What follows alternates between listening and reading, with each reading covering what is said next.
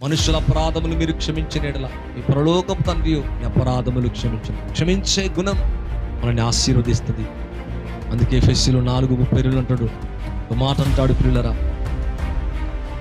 4 ఒకరి ఎడల ఒకరు దయ కలిగి కరుణా హృదయులై క్రీస్తునందు దేవుడు మిమ్మల్ని క్షమించిన ప్రకారం ఒకరిని ఒకడు క్షమించుకుని.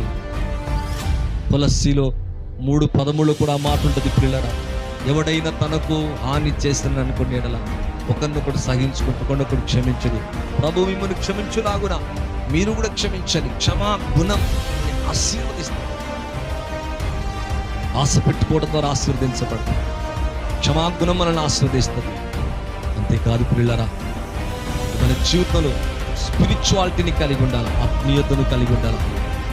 చాలామంది శారీరకంగా మనసు శరీరమైన ఆశలు, శరీర కోరికలు, లోక సంబంధంగా శరీరముగా జీవిస్తాం.